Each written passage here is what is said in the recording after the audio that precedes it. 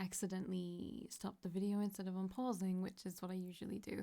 Well, actually, it's not what I usually do. I've been pretty good at it lately to not do that, but I did it because I took my hand off the pause key and I got confused. Okay, anyway. You, over there, more beer for this table. Just a moment. A rump steak, medium rare, 3 baked potatoes, 2 with butter and 1 without. Excuse me, I didn't quite catch. Hey, where's our refill? This jug is empty, can't you see? I can see, dear customer, but I am busy. Veal with mustard and large helping of salad. Oh, my friend changed his mind about the steak. He wants it rare. Does he really? Yes, he does. You did get all that down, didn't you? My last visit to the White Hart had left so many pleasant memories. Being the person who serves those drinks, however, is turning to be a wholly different experience, and probably will make wholly different memories too. I cast an envious glance in Nazir's direction. He is somehow able to pirouette with a laden tray through the crowded tavern, take down orders, pour drinks, and exchange cheerful banter with customers effortlessly and at the same time. Whereas I am being slowly but steadily overwhelmed by a flood of demands that seem to crowd in from every side. Hey, the kid with the white hair, we've waited for ages to order. If this keeps up, I will drown in the unsatisfied requests and angry rebukes of the tavern's patron. The refill, and be booted out of the White Hart's catering staff in shameful disgrace. Nonsense. Chin up. Practice makes perfect. If I keep practicing, I'm sure that I'll get the hang of this sooner rather than later. Did you get all that down, kid? Let's see. I strain at my memory a little. I had spent 10 years cramming study materials for the High Council's fiendish qualification exams. Surely a measly list of food orders poses no challenge to a towering intellect. A rump steak, medium rare, is that right? Weren't you listening? My friend wants it rare. Of course he does. A rump steak, rare, baked potatoes, 2 with butter and 1 without. Veal with a mustard and, somehow to my amazement, and I suspect the patrons too, I managed to recall everything they ordered. I'll be back with your order as soon as it's ready. I rush off to the counter before I forget anything. Serving at a busy tavern during its peak hours is an experience unlike any other I have had to suffer. But I found myself taking surprisingly quick to the roll. Here are your drinks, enjoy! Yes, I'll be just a moment. And half a roast chicken with thyme. An excellent choice. May I suggest some Samian wine to accompany the dish? Adaptable, aren't you? During one of my last rounds around the common room, Nazir materializes out of the sea of people next to me. Thankfully so. Awfully good of you to do all this. Not at all. Always delighted to help a prince in need. Laughing cheerfully, he thumps me heartily on the back, nearly making me trip and fall, and slips back once more to vanish in the crowded common room of the tavern. By the end of the shift, I am aching all over. My body feels like jelly and my throat is parched and sore. Hello there, my dear Valkii. I can barely find the strength to push myself to sitting position. Nazir is walking towards me, carrying a steaming plate in front of him. A fragrant aroma wafts out of it, saliva trickles into my mouth. Nibble a little on these. On what, precisely? Savories, Valkii, the owner of this fine establishment, wishes to gift this to you, in recognition of your sterling service to his tavern. I'll have one, thanks. Prawn, you know, freshly caught from the sea and marinated, then roasted over an open fire pit with a few bitter herbs, served with garlic bread. You seem quite familiar with how it was made. That's because I made this batch myself, wanted you to have them, you know. Strangely, those words make me feel happier than they have any right to. I'm digging in. I announce and ravenously attack the pile of food in front of me under Nazir's bemused gaze. I may be pricing myself a little too cheaply, but this plate of Nazir's roasted prawns makes spending half a day serving in an overcrowded tavern more than worthwhile. I was just about to polish off the last of the crumbs on the plate when I feel Nazir reach out to take my hand. What's the matter? That's what I should be asking you. You're hurt. I am? How did you get these cuts? I follow his gaze and see a couple of slices near the knuckles of my left hand, razor thin and glistening very red. No idea. Oh, actually, I was clearing away a tray from one of the tables when I grabbed a carving knife by accident. You should be more careful. His fingers trace the shape of my hands, so carefully it almost tickles. As he holds my palm, Nazir bends down and gently presses his lips against the wound. Nazir? Yes, Valkii? What are you doing? Kissing the cuts on your hand? I should think that is perfectly obvious. What? Why? Don't you know? He looks up at me, his lips still inches away. Light from the fireplace dances mischievously in his dark eyes. The touch of royalty can cure the sick and restore sight to the blind. I am. He kisses my wounds again, healing your soft, delicate. I cut him off. The myth is about the touch of a royal Nazir. You didn't have to kiss me, but maybe I wanted to. He kisses my wounds a third time before he rises. You were wonderful tonight, Valkii. I somehow keep myself upright until Nazir walks out of sight. Then I let my burning face fall to rest on my hand, the hand which he kissed. I am delirious and dizzy more than simply from exhaustion. I am so indescribably happy. Yeah, you're so happy your fuckboy is giving you attention. Right. No, wait, it's not what I was looking at. It's the, it's these that we need. And we don't have the money for it right now. Luckily, we don't need it right away. I feel like... Oh, I've got 170. I don't need to think about this ever again.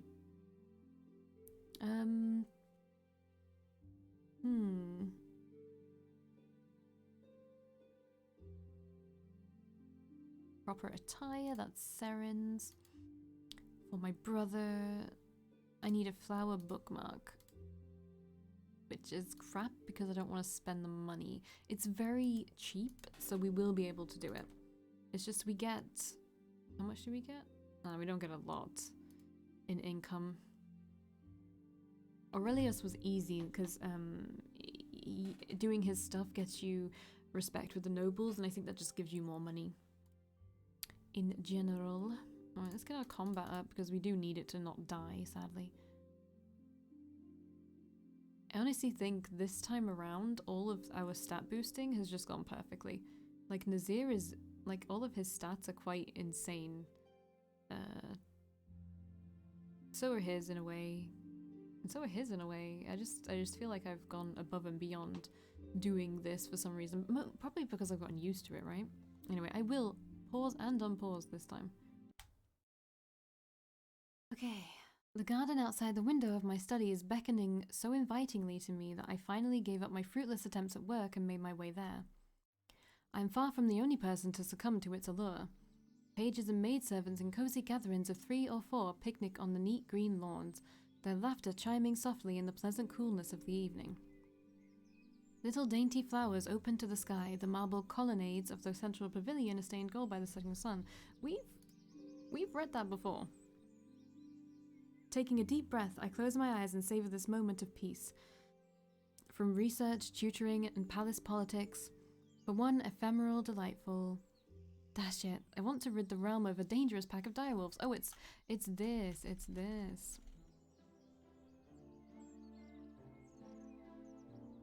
We've already... This is why it's so familiar, because we've already done this one.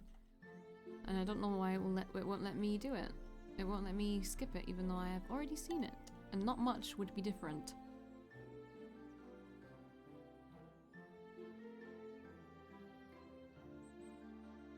Oh, Mobby.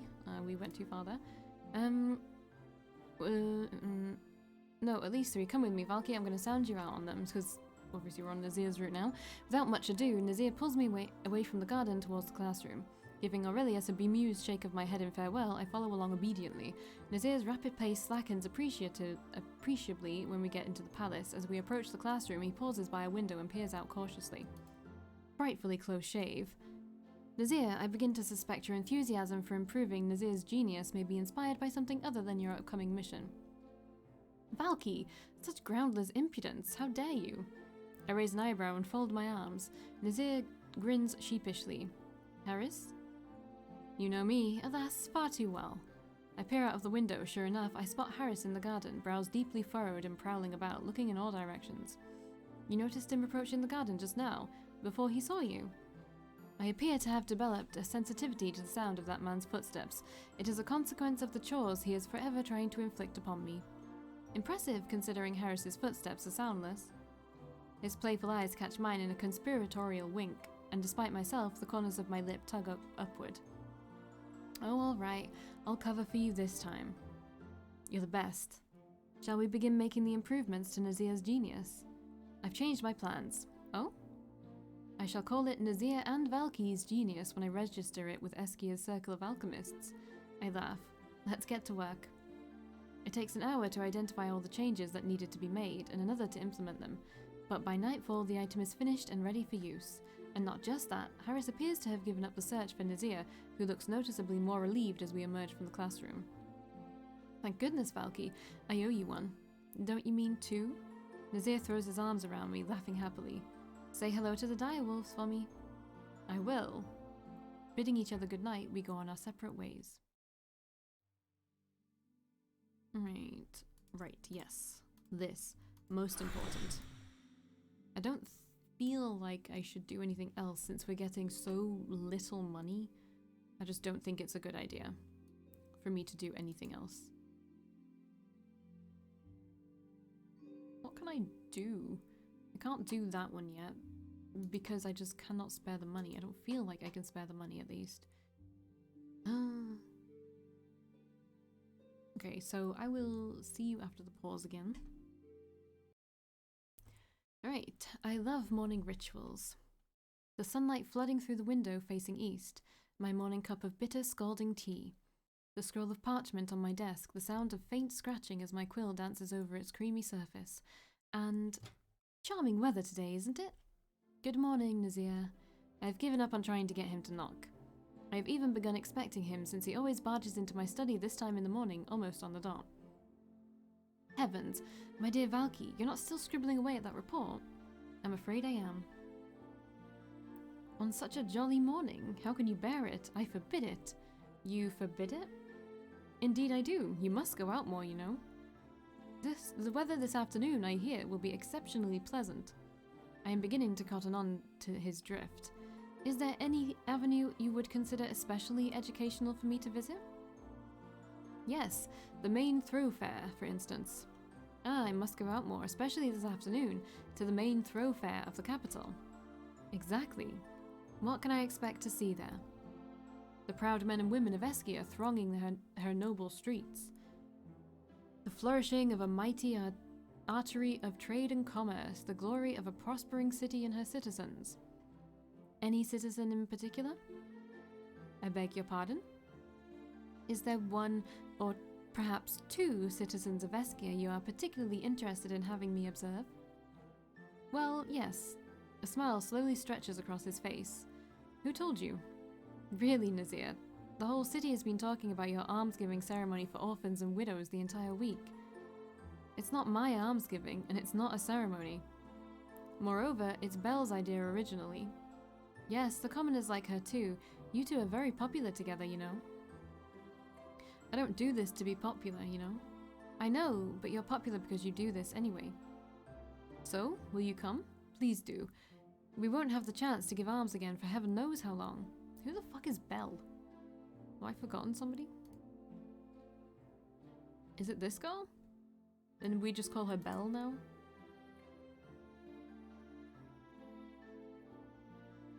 Who are we missing?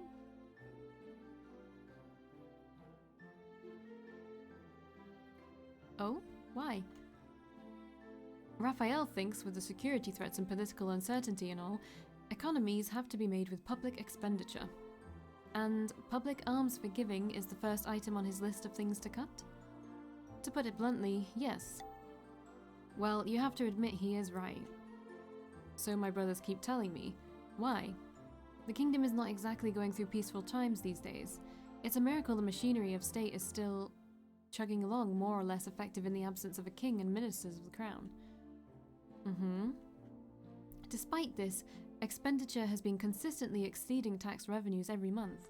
If we don't settle the political situation soon, and there's no indication this is the case, the surplus in the treasury that your late father has left will be completely depleted. Can't we make cuts somewhere else, like from the military?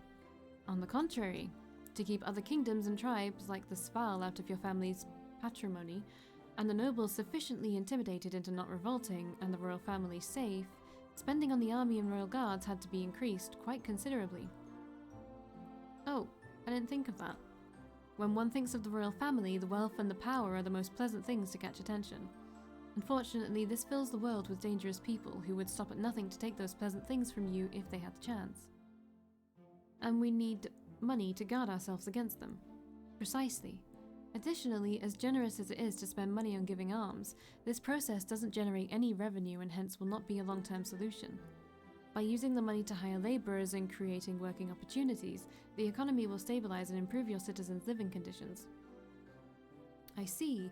Pretty logical if you think about it. Still, the point is, Belle and I won't have the chance to hold an almsgiving ceremony for ages again. Won't you come to the next one? I have to say, I'm a little busy these couple of weeks. But you must come. Belle thinks we ought to make use of this last almsgiving to reach out to as many people as possible. Ishbel is very passionate about almsgiving, isn't she? Absolutely. She says children are the future of Eskia and that we should do all we can to help them. Wise words. By the way, have you heard? Your Highness.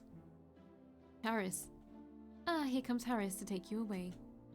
My dear fellow, it is such a pleasant surprise to meet you here. Your Highness, what have you been doing? Raphael is scouring the palace for you. He says you have done almost no work today. I am not aware of any work I need to do. Perhaps this will refresh your Highness's memory. He draws out a long scroll full of minute writing and thrusts it into Nazir's arms even as he starts dragging the prints out of my study. The first on the list is meeting the district commissioner from Spellor. So long, my dear Valkii. Your Highness, are you listening to me? No, of course not. What on earth put that idea in your head? Your Highness, I must. I can still hear them bickering long after they pass out of sight. Chuckling fondly, I return to my report. Yeah. Okay, what the heck do I do?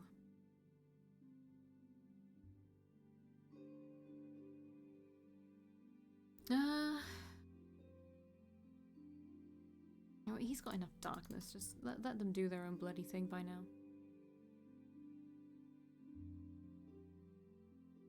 You can do your own thing. You were doing some darkness.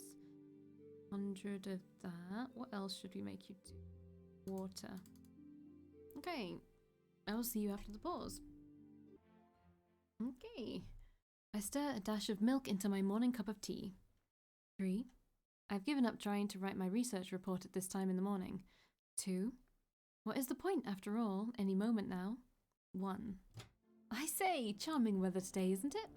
Nazir, what an unexpected pleasure. Your kind words and your warm smile rejoices my heart, my dear, my cherished, my most inestimable... There you are. Raphael. My dear, my cherished, my most inestimable, your Royal Highness. Good morning, Raphael. Good morning, Lady Rosencruz. I do hope I am not interrupting a vitally important discussion between you and Prince Nazir. Well, you know, in fact, not at all. We were only talking about the breeze on this fine morning. Charming weather, isn't it? Very much so. Oh, come on, you two. May I borrow His Royal Highness for a moment or two? There are a few issues around the palace I wish for him to address. How long will you be using him for, Raphael? Oh, let me see, for the rest of the entire day. Splendid! This is a perfect arrangement. Raphael, I congratulate you. Your kind words and your warm smile rejoices my heart, Lady Rosencruz. Dash it, just how long had you been eavesdropping on us? Please come along, your most inestimable Royal Highness. Nazir is being dragged unceremoniously out of my study by a triumphant Raphael. Well then, Valkii. I need to move in my chair. Time to go, your Royal Highness. The door falls closed. A sigh rises unbidden to my lips. I can work now, and that is a relief, of course. But somehow, without the morning chat with Nazir, I feel strangely lonely. I suppose Nazir must be bored too, or he really just wants to see me. The corner of my mouth tugs upwards. I suppose this means I really want him to see me too. If he visits me so often, I might as well put the time he and I spend in the morning to productive use. Something that Raphael and the Regent will not object to. Something that might someday save my life, or more importantly, his. I slide over a fresh sheet of parchment and begin to write. Your Grace, the Lord Regent, I have reason to consider from Nazir's recent performance in his studies that he can benefit from one-to-one spellcasting lessons to fine-tune his command of his magical talent. May I propose every Saturday that His Highness be allowed 2 hours to receive this instruction from me? So clever. Oh shit, I forgot about this. God, we're so fucking broke.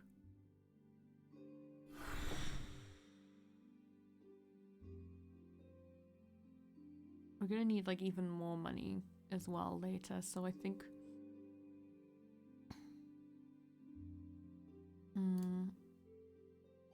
Oh fuck, I should have done that one first. No wait, I've already done that one. What am I talking about? Wait, we're good, we're fucking good. Obviously I can't make these are 150, I already remember that. We should do something that will get us... I'm gonna look at the mission guide and see what we actually need.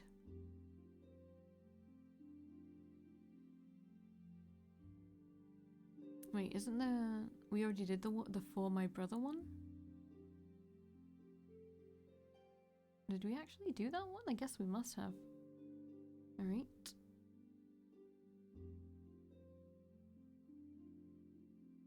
God, a lot of these are just like things we cannot do because we just don't have the... We do not have the beauty.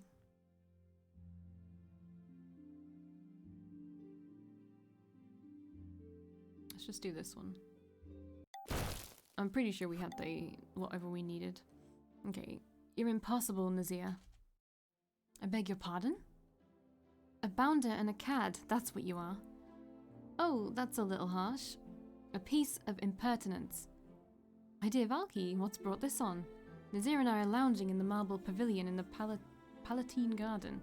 Blue and yellow butterflies flit above the flowers. Their small bright wings seem to flash under the dazzling midday sun. Your Highness, please note that I have insulted your honor and dignity. So you have? As a prince, your Highness cannot let my insults pass unpunished. I'll arrange old Garyon to give you a stern reprimand if that's what you are yearning for. No, your Highness, I do not yearn for a stern reprimand by Garyon. I yearn for the swift and terrible retribution of your royal wrath. My dear Valkii, are you feeling quite well? Nazir, I'm waiting for you to challenge me to a duel. Nazir stares at me wordlessly for a few seconds. I knew it. You are ill. It must be sunstroke. I'll help you to your bedroom and get Sala to attend to you. Drink water. I'm perfectly fine, as you'll discover when we duel. We actually should check the... what the fuck I need for this. 90 intelligence? I definitely have that. Okay, I don't need to worry. But why on earth should we duel? Because I just insulted you, and it's noblesse oblige on your part to challenge me to a duel over it. Then why on earth did you insult me? So that we'll duel? I see. You wouldn't, by any chance, happen to have been spending a lot of time with Aurelius these days, would you? I muffle a chuckle. I'll admit this is one leaf I've taken out of his book. The Aurelius contagion is an affliction rather more serious than a sunstroke. The only known cure is plenty of enforced rest and being made to take things easy. Not before we duel. If you insist, my dear Valkii, I shall oblige you. Under protest, as you will note, I had the idea you asked me out here for a cup of tea. We've enjoyed one cup of tea, that means I discharged my obligation to the formalities. Now, we duel. That's pure Aurelianism. Alright. Swords or sabers, thou base and ignoble knave. Magic. Duel by magic. I must say that's not considered very respectable by Eskian aristocracy. After all of those stunts, I wouldn't consider us respectable. Oh, true. And besides, I want to test just how strong you are. Eh? You have an uncommonly powerful affinity with magic, and in terms of raw strength, you are significantly stronger than either of your brothers. Under different circumstances, you might even be recruited as a war mage for some warlord's army. You're pulling my leg. I'm serious. Your control of magic is still, shall we say, lacking in finesse, but the force of your spells, even the ones that go awry, leave no doubt of your talent in terms of raw strength. And you want to check how strong I am? Yes. By having our duel? Just so. Well, now you've made me curious. On guard. Without another word, Nazir points a finger at me.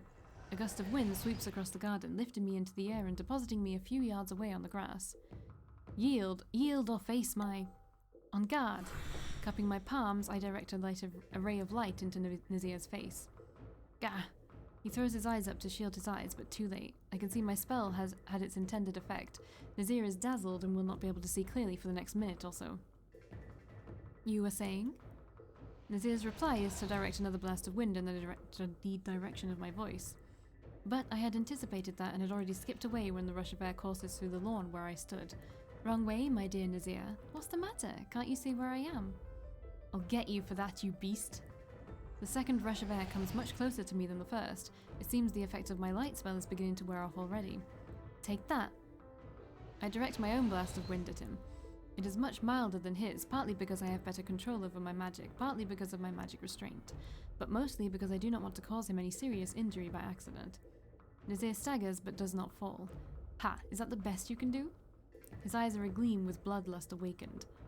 Cower, brief mortal, he spreads his hands. No! A fan of orange flames races through the air towards me.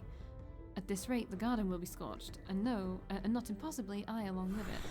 I focus all the moisture in the ground and air to compress and burst in a wave of water. It meets Nazir's onrushing fire, quenching it and turning it into steam. Phew, Palatine Garden saved. I summon yet another gust of wind, this time blowing the thick and scalding steam made by the collision towards Nazir. Hey, cheating, no fair, no... The rest of his sentence is drowned by a succession of gasping noises and coughs. Yield! Making a last effort, Nazir attempts to reverse the direction of the wind to throw the steam back at me, but I had prepared for this. I make the steam condense around Nazir's head, sending what is turning into a small waterfall cascading down him. The cascade knocks him off his feet and onto the floor. I stroll over to a pouting, half-blind and very bedraggled Nazir. Strong, but lacking in finesse. I went to a sauna once, you know. Did you? When? A moment ago. Enjoyed yourself? No, I yield. Let me up. Laughing, I stretch a hand and pull him back on his feet. Well, Nazir, what have we learnt today? That you can beat me up whenever you want, my dear Valkii. That is one lesson, but not the important one. Oh, pray tell, don't keep me in so much suspense. That in terms of raw magical strength, you are already a match for me. If we had fought on for longer, you might have set the palace on fire. That's why I had to defeat you so quickly. Brutally. Quickly. If I'm strong, why couldn't I win? Worse than that, why did I lose so shamefully? That is because of the second most important lesson of the day. You find me all ears. Raw power is not enough by itself, you need technique and experience. That's Aurelius, not me. Technique and experience can be acquired, and Aurelius is not the only prince of Eskia capable of acquiring these things. How heartening. Nazir perks up, he looks cheerful again. Does that mean you'll help me acquire them? Technique and experience? As much as I can. Perfect. Shall we say next week, same place, same time? I'll ask Aurelius for a bit of coaching this week. You mean another duel, Nazir? What else? Who knows? Maybe I'll get to teach you a lesson the next time you call me a bounder and a cad. But you are. We jest and chaff each other back inside, where we both receive a severe dressing down by Harris for getting the garden into a frightful mess. Alright, let's not forget the fact that we need to make the bauble thingies. Okay, we're good. We are good, but the noble's approval is very bad. I don't understand, honestly. Is it just very hard to do it on Nazir's? I'm not really doing anything else. Oh, that's Nazir. Interesting. I need to make sure I am decently equipped to do everything in the coming weeks. I am all the way up until... I'm actually fine for a really long time. So let's do the mission. Duke Gronos has a salt farm in his fief near the sea. His farm is also the only one of its kind in the kingdom, which made it all the more difficult when his yearly shipment was late. I had a few less than pleasant thoughts about the fact that the Duke essentially had a monopoly on the salt trade, but at any rate I was asked to help with the problem. Nazir and I, accompanied by a few fire mages, arrived at the salt farm. We were told that the contraption usually in charge of refining the salt had failed and that we were to either fix it or to refine the rest of the shipment with fire magic, which was a simple but time-consuming task. The mages and I quickly determined that fixing the machine was impossible with our resources, so we had to submit to the arduous task of refining salt water. Luckily, after understanding how the operation was supposed to work, I was able to divide up the work in a manner that involved each of the mages performing a single task, then passing the product onto another mage who would perform the next task in the sequence. Using this method, we were able to complete the work at an uncanny pace. Duke Kronos noted this with satisfaction, remarking that we were almost as fast as the machine. I thought privately that if the machine was so great, he ought to have gotten it fixed and saved us all the trouble.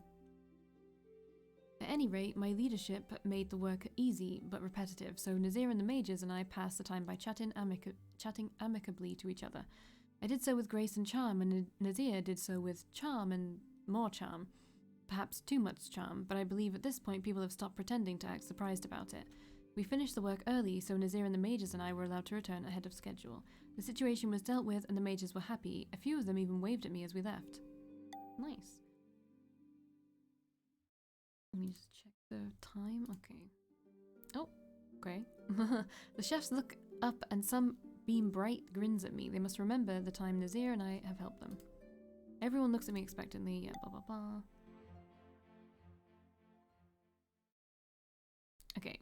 We will see this jewel in the next video. Bye.